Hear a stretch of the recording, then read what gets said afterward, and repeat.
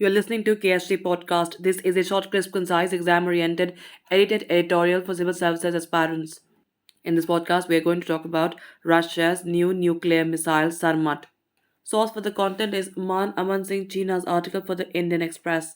Amid stiff resistance from Ukraine in the ongoing war and harsh sanctions imposed by the West, Russia went ahead and tested its new intercontinental ballistic missile, that is ICBM, Sarmat, on 20th of April.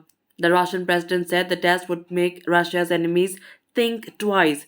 Now, what is this missile capable of, and what is the threat for Russia's adversaries? First of all, is this the first test of the new ICBM? This was the first test launch of the ICBM Sarmat after having been delayed earlier in 2021.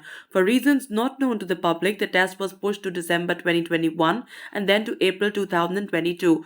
On 20th of April 2022, it was launched from Plesetsk in northwest Russia with the intended target in the Kamchatka Peninsula, almost 6,000 kilometers away. As per Russian news reports, the missile will have at least 5 more launches in 2022 before being inducted into the Russian military. Prior to the actual launch, a dummy missile test also took place. Computer simulated missile launches were also done multiple times, and some of them were also shared publicly. Now, was Russia known to be developing this missile? It was widely known that Russia was developing a new ICBM to replace its older ones, and an announcement in this regard had been made by President Vladimir Putin in 2018 while making his State of the Nation address to the Federal Assembly.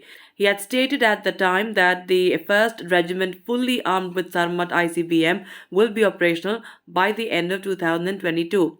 Even before Putin's announcement, there had been reports that Moscow was developing a new ICBM, and photos of the possible design came into the fore in 2016. The actual development schedule is believed to have been further back in 2009 to 2011. The deteriorating relations between Russia and the Western powers is said to have given an impetus to its development. Now, how is it more advanced than the other Russian ICBMs?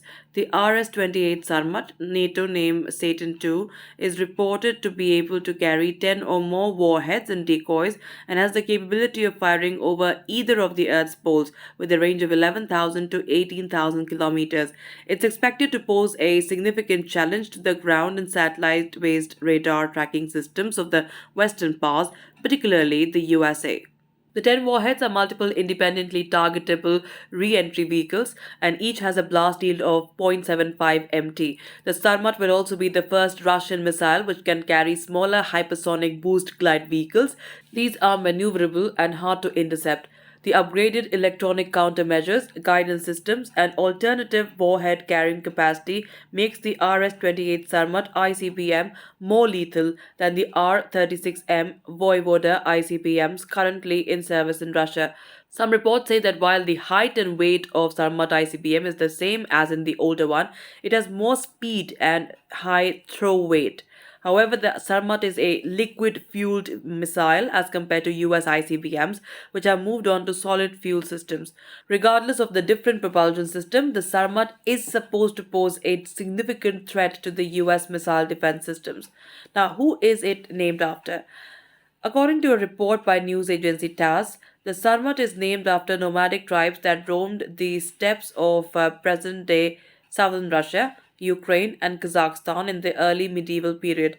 According to Encyclopedia Britannica, Sarmatians were highly developed in horsemanship and warfare. That's it for this podcast. Thank you so much for listening. To join KSJ India courses and to crack the ICE exam, visit ksjindia.com. You can also get a PDF of this podcast on ksjindia.com. Thanks for listening.